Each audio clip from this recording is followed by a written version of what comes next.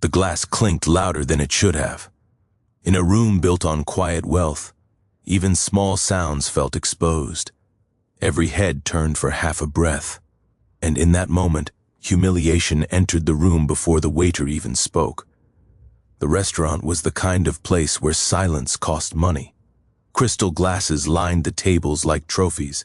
Soft jazz floated through the air, slow and confident, like it belonged there. Men in tailored suits spoke in low voices. Women laughed carefully. This was a room where power ate dinner together, and power did not like to be interrupted. The black waiter approached the table with practiced calm. His posture was straight, his steps measured. He had served tables like this for years. He knew the rhythm. Smile first, speak softly, never rush, never assume respect. He held the glass with both hands, careful not to spill a single drop. The CEO didn't look up. He never did. He just flicked his wrist, irritated, like he was swatting at a fly. That small movement carried more arrogance than most people spoke in a lifetime. "Didn't I ask for sparkling?" the CEO snapped. His voice cut through the room, sharp, public, deliberate. The waiter froze for a fraction of a second, not long enough for most people to notice, but long enough for him to feel it in his chest. He blinked once, swallowed, then nodded. "I'm sorry, sir," he said. His voice was calm, trained, polite, but his eyes betrayed him. Just for a moment, a flicker of something heavy passed through them. Not anger, not fear, something quieter, something older, humiliation held back by discipline. The CEO leaned back in his chair and laughed. It wasn't loud, it wasn't joyful. It was the kind of laugh meant to remind everyone who sat higher and who stood lower. "People like you never listen," the CEO said, swirling his drink. "This is why you stay where you are." The words landed hard, harder than the glass ever could. Forks stopped moving. A woman halfway through a sentence went silent. A man across the room stared into his plate. The jazz kept playing, unaware it was now the only thing breathing. The silence wasn't empty. It was crowded, with judgment, with discomfort, with people pretending not to see what they had just seen. The waiter nodded again, slowly, respectfully. He didn't argue. He didn't defend himself. He reached for the glass and turned away. No anger, no protest, just dignity wrapped tightly around pain. As he took his first step, the CEO wasn't finished. Power never liked the last word being silence. "Maybe if you focused less on dreaming and more on serving," the CEO added casually, "you'd be useful." That was the moment. The waiter stopped walking, just for half a second, not enough for the CEO to notice, not enough for anyone to call it defiance. But something shifted inside him. His shoulders stiffened, his fingers tightened around the glass. He didn't turn around, he didn't respond. But the air around him changed. Across the room, someone noticed. A woman sat alone near the window, no plate in front of her, no phone in her hand. She hadn't spoken all evening. She wasn't there to eat, she was there to observe. An investor, someone who watched people when they thought no one important was looking. Her eyes followed the waiter, not the CEO. The waiter.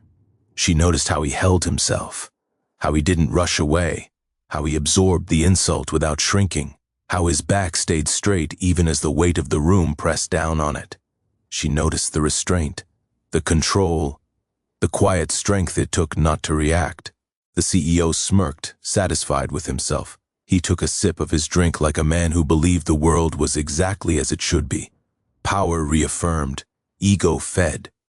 Around him, the room slowly returned to motion. Forks lifted again. Conversations restarted, softer than before. People chose comfort over conscience. It was easier that way.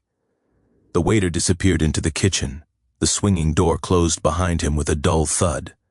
Inside, the noise was louder, dishes clattered, orders were shouted, life went on. A coworker glanced at him, concern in their eyes, but said nothing. Everyone in that kitchen had felt it before, that quiet disrespect, that casual cruelty dressed up as confidence. The waiter set the glass down carefully, too carefully. He took a breath, then another. His hands trembled, just a little. He wiped them on a towel and steadied himself. He had learned long ago that reacting in moments like that cost more than it gave. He had learned when to be silent, when to wait, when to let people underestimate him, because underestimation had become familiar, like background noise, teachers who didn't expect much, managers who never asked questions, customers who thought uniforms told the whole story. He walked back out into the dining room with another tray, head high, face calm and visible again. The CEO continued his meal, unaware that anything significant had happened. To him, it was just another reminder of his place in the world. Above, untouchable. He didn't see the investor stand up and leave. He didn't notice her glance back at the waiter one last time. He didn't know she had been studying him from the moment the insult landed. Outside, the night air was cool. The city hummed with movement and possibility. Somewhere beyond the restaurant walls, other stories were unfolding. Other lives were being lived. Other power balances were shifting quietly. The waiter finished his shift hours later. He changed out of his uniform slowly, folded it neatly. He didn't rush home. He walked, let the night stretch around. Let the words echo until they lost their sharpest edges. At home, his apartment was modest, clean, quiet. A desk sat by the window, papers stacked neatly. A laptop waited, already open. On the wall hung a framed diploma. No one at the restaurant had ever asked about it. No one had ever thought to. He loosened his tie, sat down, and went back to work. Across town, the CEO slept comfortably, confident, secure, certain the world would greet him the same way it always had. He had no idea that the humiliation he served so easily had not ended anything. It had started something, because tomorrow morning, he would walk into a glass boardroom filled with light and leather chairs. He would take his seat expecting obedience, expecting control. And when he looked up at the head of the table, he would feel that silence again. Only this time, it would not belong to the waiter. It would belong to him. The glass touched the counter softer than it needed to. Too careful, like he was afraid even the sound might betray what he was feeling. The waiter stood there for a second longer than necessary, staring at his own reflection in the steel surface. His hands trembled, just slightly. Enough for him to notice, enough to remind him he was human. Behind him, the kitchen breathed. Orders shouted. Plates clashed. Heat pressed down from every direction. Life went on at full speed, even though something inside him had slowed to a crawl. A coworker leaned close, voice low. "Man, I would have snapped." Another shook his head. "These rich dudes really think money makes them God." The waiter didn't answer. He didn't even turn around. He walked to the sink and washed his hands slowly, letting the water run a second longer than needed. He focused on his breathing, in through the nose, out through the mouth, calm, control, because this wasn't new. He had felt this before, in classrooms where teachers looked past his raised hand, in interviews where smiles faded once resumes were read, in offices where his ideas were ignored until someone else repeated them louder. He had been underestimated so many times it felt almost routine. The uniform made it easier for them. Apron on, name tag clipped. Suddenly people felt free to say things they'd never say to his face otherwise. Suddenly he was invisible and exposed at the same time, seen just enough to be judged, never enough to be respected. He dried his hands and went back out. The dining room hadn't changed, still polished, still calm, still pretending nothing ugly had happened. The CEO sat exactly where he had been, relaxed, confident, laughing too loud at his own jokes. A man completely unaware of the weight his words carried for people beneath him. Minutes later, another complaint came. The CEO pushed his plate away and waved the manager over, irritation written clearly across his face. "This food's cold," he said. "Service is slow, unbelievable." The waiter stood nearby, close enough to hear every word, close enough to feel it land. "Higher better," the CEO muttered, loud enough to make sure it traveled. The manager nodded nervously, apologizing on behalf of the entire staff. Promising fixes, promising speed, promising respect. The waiter kept his eyes down, his posture straight, his face calm. Inside, each word felt like a bruise, not the kind that showed, the kind that built quietly, layer by layer, until you weren't sure where one ended and another began. Still, he said nothing. He brought refills, cleared plates, spoke only when spoken to. "Yes, sir, right away. My apologies." The CEO barely acknowledged him. To men like that, silence from service workers felt natural, expected. At the table, the CEO began telling stories about deals, about firings, about how he ran a tight ship. "Discipline," he said proudly, cutting into his steak. "That's how you keep people in line." Laughter followed, the easy laughter of people who had never been on the other side of that discipline, people who mistook fear for respect. Across the room, the woman by the window listened. She hadn't moved much all night. She didn't join in the laughter.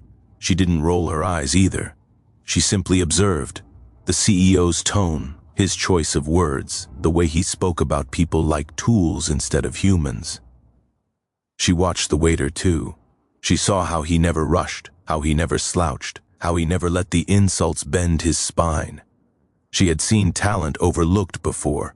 She had built her career noticing things others dismissed, and she knew something the CEO didn't.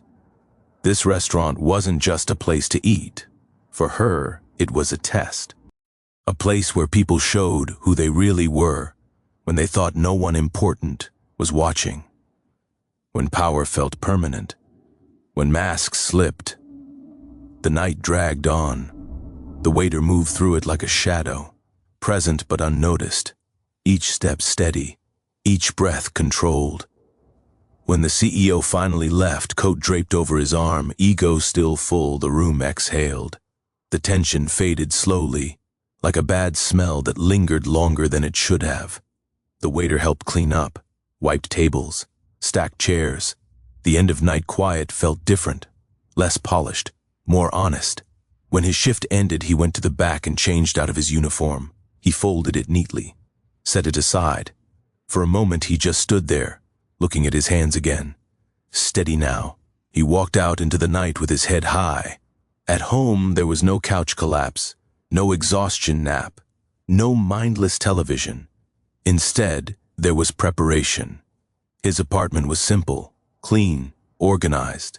A desk by the window held stacks of papers, legal briefs marked with notes, financial reports highlighted and tabbed. His laptop hummed softly, spreadsheets open, numbers waiting.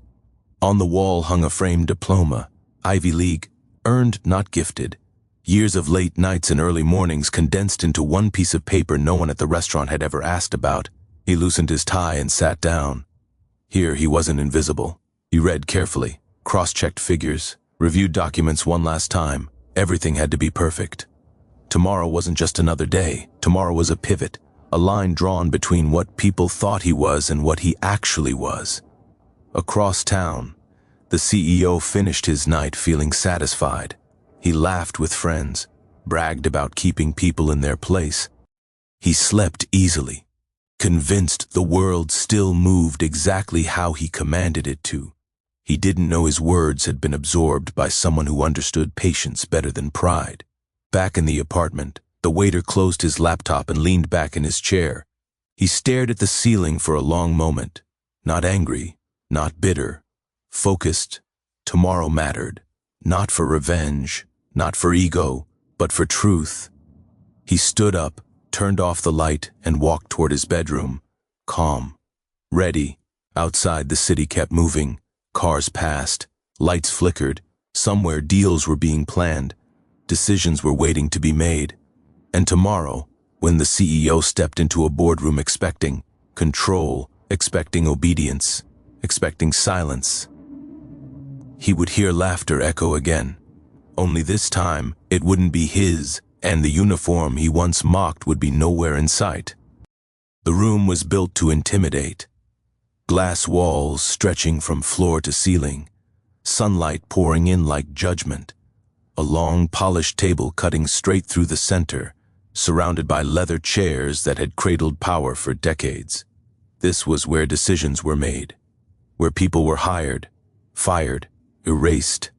Authority lived here, breathed here, expected obedience the moment anyone walked in. The CEO entered without slowing his stride. Phone pressed to his ear, voice confident and careless. He was mid-sentence, laughing softly, talking about margins and leverage like the world bent naturally to his will. His shoes clicked against the floor, each step practiced, familiar. This room belonged to him. It always had. Then he stopped. The sentence died in his throat. His smile froze halfway across his face. At the head of the table sat a man in a tailored suit, posture relaxed, hands folded neatly in front of him. Calm, focused, watching. There was no apron, no tray, no sign of the uniform that had once defined him. Just presence, solid, unmovable. The waiter. For a moment, the CEO thought his eyes were playing tricks on him. The light was strong. The morning had been long already. He blinked once, then again. The face didn't change. A nervous laugh slipped out before he could stop it. "Is this some kind of joke?" he said, scanning the room, waiting for someone to laugh with him. No one did. The investor from the restaurant stood up slowly. The room shifted its attention toward her. She didn't rush. She didn't smile. She spoke like someone who knew every word would land exactly where it needed to. "Everyone," she said, "meet our newest board-appointed strategy director and majority stakeholder." Silence slammed into the room like a door being shut. A pen rolled off the table and clattered to the floor, loud in the stillness. No one bent to pick it up. Eyes moved back and forth, recalculating. Power rearranging itself in real time. The man at the head of the table stood slowly. Not dramatic, not rushed. He rose like he belonged there because he did. He straightened his jacket and finally looked directly at the CEO. No anger, no satisfaction, just clarity. "We've met before," he said evenly. The CEO's face drained of color. Blood rushed out, leaving something pale and tight behind. In a split second, memories flooded back. The restaurant, the glass, the laugh, the words he had tossed so easily across the table. "People like you, stay where you are, be useful." The CEO started, his mouth suddenly dry. The room felt smaller now, hotter. The man didn't let him finish. "I waited tables while finalizing my acquisition," he said calmly. His voice carried without effort. "I wanted to observe leadership under pressure, respect under convenience." He paused, letting the words sink in, letting the room breathe them in. "You failed. It wasn't loud. It wasn't cruel. It was simple." And that made it devastating. Board members shifted in their seats. Some avoided eye contact. Others stared openly, curiosity mixing with something closer to admiration. Pens that had been ready to take notes hovered uselessly above paper. The CEO swallowed hard. His instincts kicked in. Control the room, recover the narrative. He forced a smile that didn't reach his eyes. "Look, if there's been some misunderstanding," he said quickly, standing straighter, louder now. "I didn't know who you were. I mean, if I had known, that's the point." The man interrupted, his tone unchanged. The CEO stopped talking. "If respect depends on status," the man continued, "then it isn't respect at all. It's fear." A murmur rippled through the room, subtle, controlled, agreement without applause. The CEO's shoulders sagged just a little. He tried again, softer this time. "I apologize," he said, "truly. We all make mistakes. I value every employee." "Employees," the man repeated quietly, tasting the word. "You didn't see an employee. You saw a role, a uniform, something you believed was beneath you." The words hit deeper than any insult could have. The investor folded her arms, watching closely. This was the moment. She had seen it before. Powerful men exposed not by force, but by truth. The CEO looked around the table, searching for allies, for familiar faces, for the comfort of old hierarchies. But the room had changed. Authority had shifted, subtle but undeniable. The man at the head of the table sat back down. "Let's begin," he said, and just like that the meeting moved forward. Charts appeared on the screen, numbers were discussed, strategies outlined, but nothing felt the same. Every sentence carried new weight. Every glance toward the head of the table carried quiet acknowledgement of who now held real power. The CEO spoke less, listened more. Each time he opened his mouth, he measured his words carefully, aware now of how easily they could expose him. The confidence that once filled the room had thinned, replaced by caution. As the meeting progressed, the man spoke with precision, insight, calm authority. He didn't raise his voice. He didn't dominate. He guided, asked questions that cut to the core, offered solutions rooted in long-term vision, not ego. Board members nodded, took notes, leaned in. This wasn't revenge, it was competence, earned, undeniable. The CEO watched it unfold like someone witnessing his reflection crack. He saw himself not as he imagined, but as he had been. Careless, cruel, small in moments that mattered.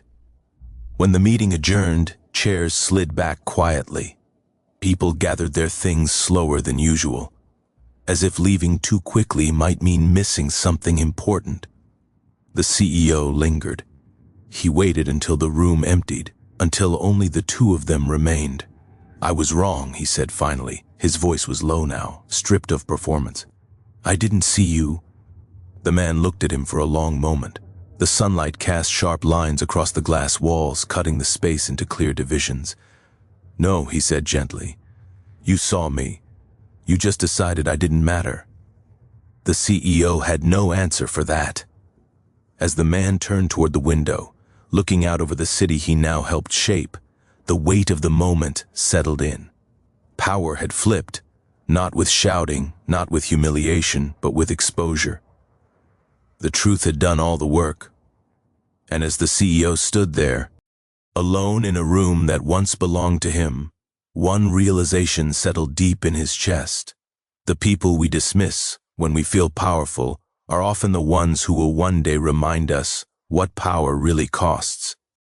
The meeting ended the way storms sometimes do, not with thunder, not with shouting, just a heavy quiet that settles into your bones and stays there. Chairs slid back slowly. Papers were gathered without rush. No one smiled, no one argued. Consequences don't need noise to be loud. The decision had already been made. The CEO was asked to step down pending review. The words were spoken calmly, professionally, like this kind of thing happened every day. Maybe it did. Maybe power changed hands more often than people like to admit. The CEO nodded as if he understood, as if he agreed, as if something inside him hadn't just cracked open. He looked smaller standing there, not physically, something else, something harder to name. The confidence that once filled every space he entered had drained away, leaving a man who suddenly felt the weight of every room. He didn't argue, didn't raise his voice, didn't threaten lawyers or influence. He simply nodded again, gathered his things and walked toward the door. Outside the boardroom, the hallway felt longer than it had that morning. The lights hummed softly overhead. The walls reflected faces that looked different now, quieter, thoughtful, watching. The man he had once belittled was walking ahead of him unhurried. The same calm stride, the same steady presence.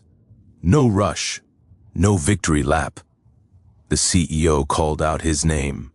His voice wavered. "Wait." The man stopped. For a moment, neither of them spoke. The hallway seemed to hold its breath. "I was wrong," the CEO said finally. His words came out slower than he expected. Fragile. "I didn't see you." The man turned around fully then, looked at him, really looked at him, not with anger, not with pride, with something closer to honesty. "No," he said gently. "You saw me. You just didn't think I mattered." The words landed clean. No insults, no raised voice, just truth. That truth hit harder than any accusation ever could. The CEO's shoulders sagged. He nodded once, unable to meet the man's eyes. There was nothing left to say. Some apologies come too late to change the past, but just in time to change the person. The man turned and continued down the hallway. His footsteps faded softly, but the impact of that moment stayed behind. Weeks passed. Change didn't come overnight. It never does. But it came deliberately.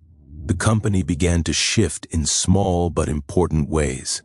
Mandatory training wasn't just scheduled. It was enforced. Accountability wasn't just discussed. It was practiced. People were encouraged to speak, and when they did, they were actually heard. Respect stopped being a slogan on the website and started becoming part of daily behavior. Meetings slowed down. Interruptions were noticed. Credit was given where it was due. The former waiter didn't make speeches about what had happened. He didn't remind people of the restaurant or the insult. He didn't need to. He led by example. He listened when others spoke. He asked questions instead of assuming answers. He noticed the quiet people in the room, the ones who sat at the edge of conversations, the ones whose ideas were often overlooked. He mentored without making it obvious, corrected without humiliating, guided without controlling. People felt it, even if they couldn't name it. And the CEO? He learned what silence feels like on the other side of power. For the first time in years, rooms didn't shift when he entered. Conversations didn't pause. No one waited for his approval before speaking. His emails didn't get instant replies. His opinions weren't treated like commands. At first, it stung deeply. He had mistaken attention for respect for so long that losing one felt like losing both. But in that quiet, something unexpected happened. He started listening. Really listening. He noticed how often he had spoken over people before. How casually he had dismissed opinions that didn't come from people who looked or sounded like him. How quickly he had judged worth based on position instead of character.